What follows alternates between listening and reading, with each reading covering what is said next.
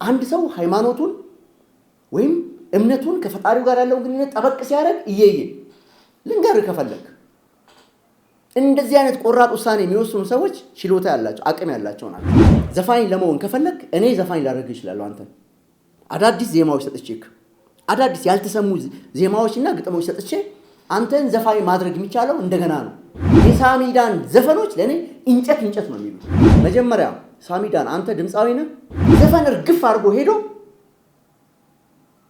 የኢየሱስ ወታደር ነኝ የሚል መዝሙር አወጣ እና ሙሉቀን መለሰ ሄዶ እዛ ከሰረ፣ ወደቀ፣ ተራበ፣ ተጠማ፣ ምንም የጎደለው ነገር የለም። ዛሬም ድረስ የሙሉቀን መለሰን ስራዎች ነው ኤአይ የሚባለው ቴክኖሎጂ እንደገና እያስጨፈረ ያለው ኢትዮጵያ ውስጥ።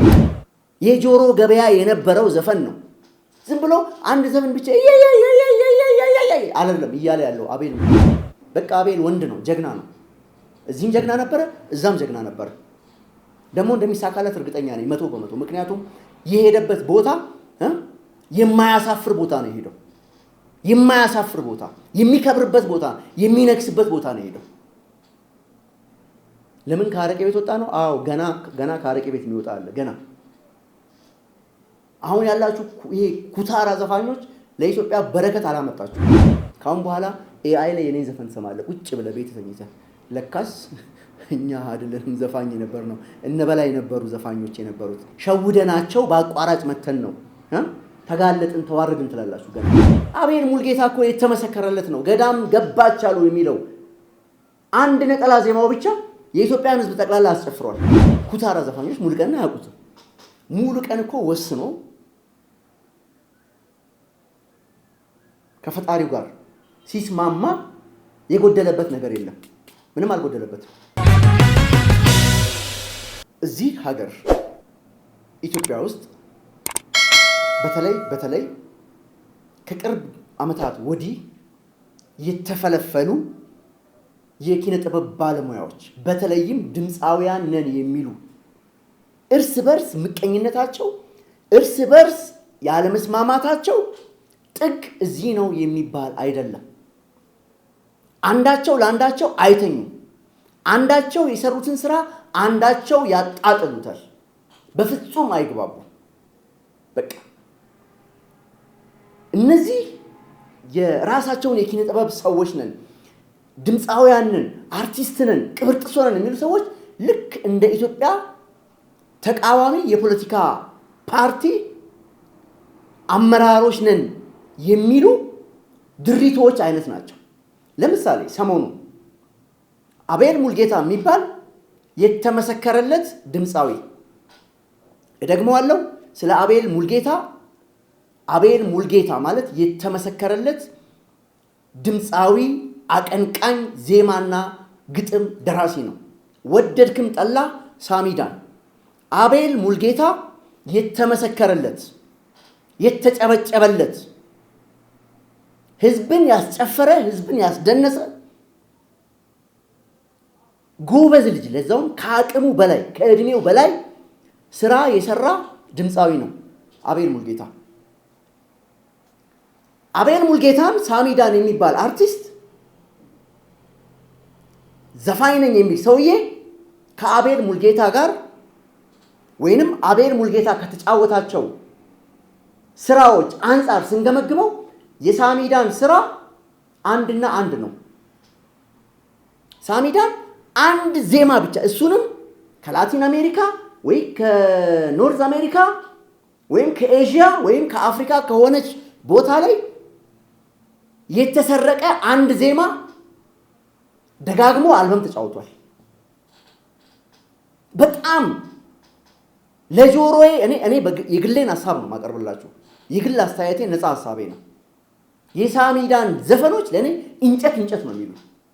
ምክንያቱም ዜማቸው ከታች ጀምሮ እስከ ላይ አንድ አይነት ዜማ፣ ሁሉም ዘፈኖቹ ሁሉም 1 2 3 4 ብላችሁ ብትቆጥሩ አንድ አይነት ዜማ ነው ያለው። ይሄ ሰው ነው እንግዲህ አቤል ሙልጌታን የመዝፈን ወይም የሙዚቃ የመጫወት አቅሙ ሲዳከም፣ የአቤል ሙልጌታ የተደማጭነቱ ሲከሽፍ፣ የአቤል ሙልጌታ መድረክ ላይ የመቀጠል አቅሙ ሲያከትምለት ፕሮቴስታንት ሆነ እና ፕሮቴስታንት ከሆነ በኋላ ደግሞ የኢትዮጵያ ሙዚቀኞችን ይተቻል እያለ ያወራል። መጀመሪያ ሳሚዳን አንተ ድምፃዊ ነህ? አንተ የተመሰከረልክ ዘፋኝ ነህ ኢትዮጵያ ውስጥ? ከአቤል ሙልጌታ ስራዎች ጋር ያንተን ስራዎች እንደ ስራ እናነጻጽር እናወዳደር ካልን ማለት ነው አይወዳደሩም። በቃ እኔ በጣም እርግጠኛ ሆኜ እነግርሃለሁ፣ ዘፋኝ ለመሆን ከፈለክ እኔ ዘፋኝ ላደርግ እችላለሁ። አንተን አዳዲስ ዜማዎች ሰጥቼክ አዳዲስ ያልተሰሙ ዜማዎችና ግጥሞች ሰጥቼ አንተን ዘፋኝ ማድረግ የሚቻለው እንደገና ነው። ፍላጎቱ ካለ ዘፋኝ የሚባለውን ታይትል አለኝ ብለህ የምታስብ ከሆነ ማለት ነው። በነገራችን ላይ ኢትዮጵያ ውስጥ አውሮፓና አሜሪካ ሄደው አንድ ሰው ከተጫወተ ዘፈን ራሱን ሰማይ ላይ ነው የሚሰቅለው። ልክ እንደ የቢልቦርድ ላይ ነምበር 1 እንደሆነ የተለያዩ አዋርዶች የዓለምን አዋርዶች እንደሰበሰበ የሚቆጥሩ ናቸው። እንደነ ሳሚዳን አይነቶቹ ማለት ነው። አውሮፓ አረቄ ቤት ሄደው ክለብ ላይ ምናምን ይዘፍናሉ ምናምን፣ ከዛ አቅም ያላቸውን ልጆች መደብደብ። አቤል ሙልጌታ እኮ የተመሰከረለት ነው። ገዳም ገባች አሉ የሚለው አንድ ነጠላ ዜማው ብቻ የኢትዮጵያን ሕዝብ ጠቅላላ አስጨፍሯል። ይሄ ሙዚቃ የሚወደውን ስብስብ ያስጨፍረ ልጅ ነው። በገዳም ገባች አሉ ብቻ ገዳም ገባች አሉ። ዜማው ይለያል፣ ግጥሙ ይለያል። ልቅም ያለ ጥንቅቅ ያለ ስራ ነው። የጆሮ ገበያ የነበረው ዘፈን ነው። ዝም ብሎ አንድ ዘፈን ብቻ አይደለም እያለ ያለው አቤል ሙልጌታ። አቤል ሙልጌታ የፈለገውን እምነት መከተል ይችላል። ከፈለገ ሂንዱ መሆን ይችላል። ከፈለገ ቡዲዝም መግባት ይችላል። አይደለም ወንጌላውያን አማኞች ወይም ኦርቶዶክስ የፈለገውን መሆን ይችላል። መብቱ ነው። ምንድን ነው የሚያናድዳችሁ? አንድ ሰው ዘፈን በቃኝ ብሎ የፈለገበት ቦታ ከሄደ ለምንድን ነው የምትደበድቡት? ለምን ከኛ ጋር ቁጭ ብሎ አረቄ አልጠጣም? ለምን ከኛ ጋር ቁጭ ብሎ ዝም ብሎ ከተፋ አልሰራም ነው? በቃ ካልፈለገስ በቃ አልፈልግም ማለት መብቱ ነው። እንደዚህ አይነት ውሳኔ የሚወስኑ ሰዎች ደግሞ አቅም ያላቸው ሰዎች ናቸው። እውነቱን ልንገራችሁ፣ ዝም ብሎ የተሰረቀ ዜማ ከህንድ፣ ከባንግላዴሽ፣ ከፓኪስታን እየሰረቃችሁ እያመጣችሁ አንድ ዜማ ከታች እስከ ላይ የምትጫወቱ ሰዎች ችግር አለባችሁ። ዘፋኝ አይደላችሁም። እናንተ ዘፋኝ አይደላችሁ። አቤል የተለያዩ አይነት ዘውግ ያላቸውን ስራዎች ተጫውቶ የጆሮ ገበያ ተቆጣጥሯል። የጆሮ ገበያ ኢትዮጵያ ውስጥ ያለውን የሙዚቃ የጆሮ ገበያ የተቆጣጠረ ልጅ ነው። እንደ አቤል አይነት የሚችሉ ልጆች ናቸው ውሳኔ የሚወስኑት። ስለሚችል ነው። አሁን የሄደበት ቦታ የሆነ ነገር መሆን ይችላል። አቤል መንፈሳዊ ቦታም ሄዶ መንፈሳዊ ስራዎችን መስራት ይችላል። ምክንያቱም መግጠም ይችላል፣ ዜማ መስራት ይችላል። ይሄ ሳሚዳን አቤልን መተቸት የምትችልበት መንገድ በፍጹም የለም። በቃ በፍጹም ይሄን ልጅ አንተ ስሙን ልጥራት አትችልም። እውነቴን ነው የምነግርህ።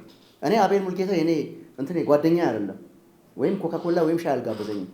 ግን እቺ የምቀኝነት አባዜ የትም አታደርሳችሁ ማናችሁንም ማለት ነው።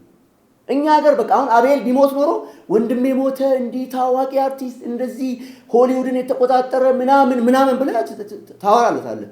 ሲሞት ማለት እዚህ ሀገር ላይ ጀግና ነበረ እንደዚህ ነው የሚባለው። አንድ ሰው የግል ኑሮውን ገለል ብሎ መኖር ሲጀምር ዱላ። አንድ ሰው ሃይማኖቱን ወይም እምነቱን ከፈጣሪው ጋር ያለውን ግንኙነት ጠበቅ ሲያደርግ ልንገርህ ከፈለክ እንደዚህ አይነት ቆራጥ ውሳኔ የሚወስኑ ሰዎች ችሎታ ያላቸው አቅም ያላቸው ናቸው። መኖር እንደሚችሉ የሚያረጋግጡ ሰዎች ናቸው። መኖር እንደሚችሉ የሚያረጋግጡ ናቸው። ከዘፈን ሌላ ዓለም ውስጥ ገብተው ሌላ ነገር ሆነው እንደገና አውትሻይን ማድረግ ይችላሉ። እንደ አቤል አይነት ሰዎች። እንደናንተ አይነቶቹ ግን ምንም ማድረግ አይችልም። በቃ አውሮፓ፣ አሜሪካ አረቄ ቤት ዘፈኑ። በቃ ከነሱ ሌላ ዘፋኝ የለም። እርስ በርስ አይከባበሩ። እርስ በርስ ለቅሶ ቦታ ላይ አንዱ ሲገባ አንዱ ይወጣል። በደንብ ነው ማውቃችሁ። ስለዚህ አቤልን የምትተቹ ሰዎች እናንተ ዘፋኝ ነን ብላችሁ ታስባላችሁ ወይ ነው ጥያቄው። የኔ ጥያቄ ዘፋኝ አይደላችሁ። በቃ ዘፋኝ የሆነ ቆርቆሮ የሚንቋቋ ነገር ነው ለጆሮ የላካችሁ ያላችሁ ለኢትዮጵያ ሕዝብ አያውቃችሁም ሕዝቡ። ስለዚህ አቤል ጀግና ነው። አቤል እኮ መሆን ይችላል። ሂንዱ ቢሆንም ሂንዱ ሃይማኖት ውስጥ ገብቶ የሆነ ነገር ሆኖ ራሱን ማሳየት ይችላል። ቡዲዝምም ቢሄድ እንደዛ መሆን ይችላል።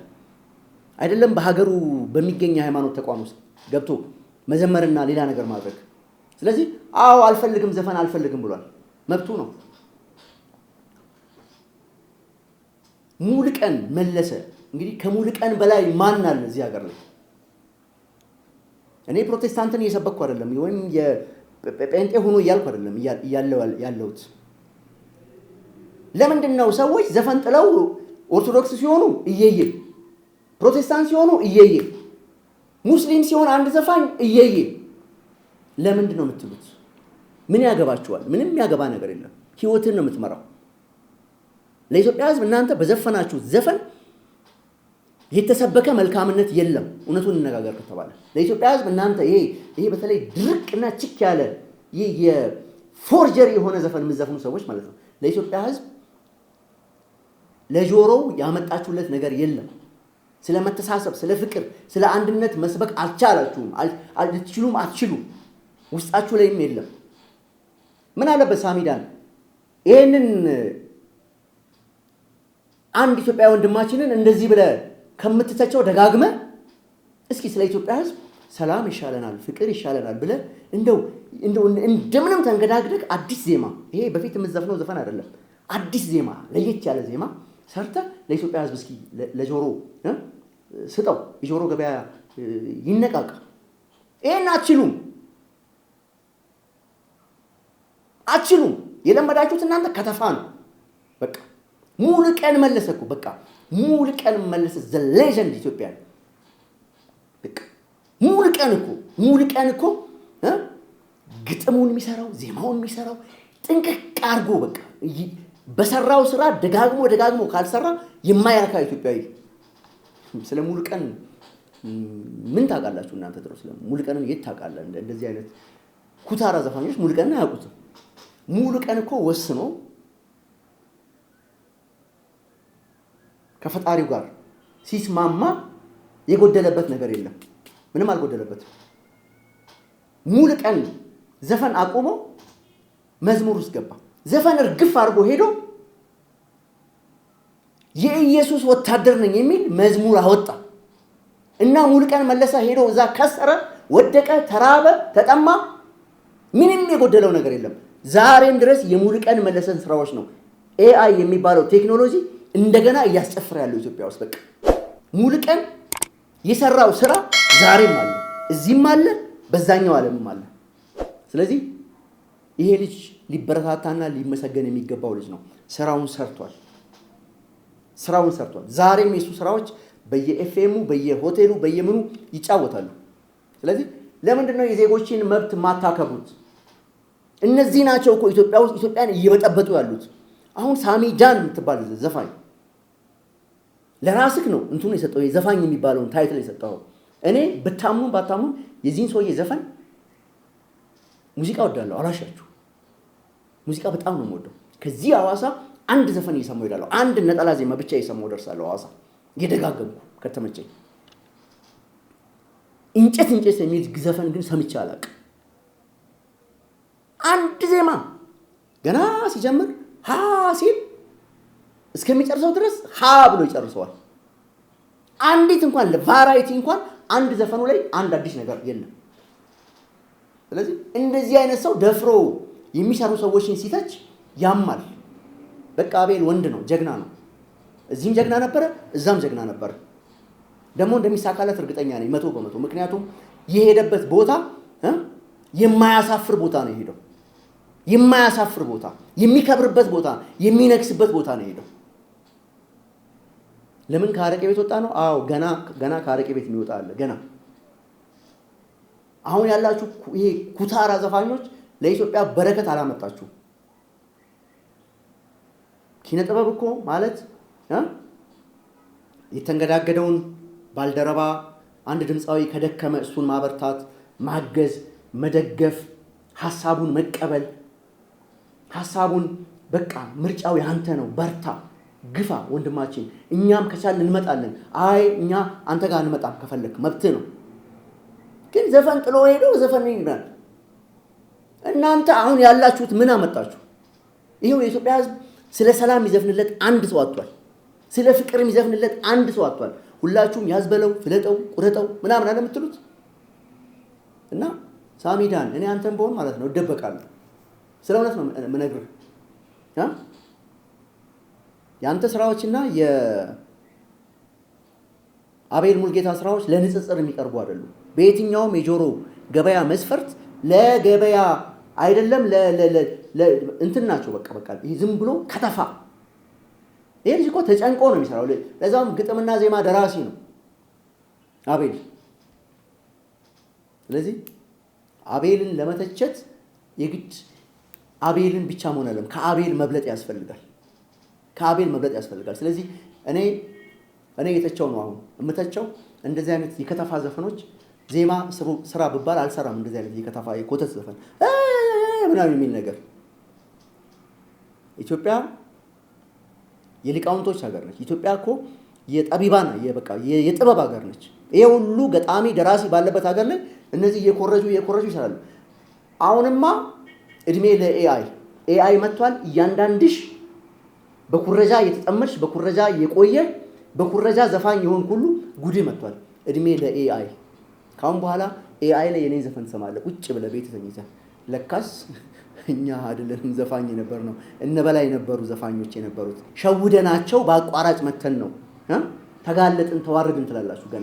ገና ታያላችሁ። ኢትዮጵያ ውስጥ የሰራችሁ ተጽዕኖ ተንኮል የማትችሉትን ነገር ሆናችሁ ነጭ ልብስ ይለብሱና ነጭ ጫማ ያደርጋሉ። ከዛ እንደዚህ ይላሉ። ዳንስ አይችሉ፣ ዘፈን አይችሉ፣ ምን አይችሉ።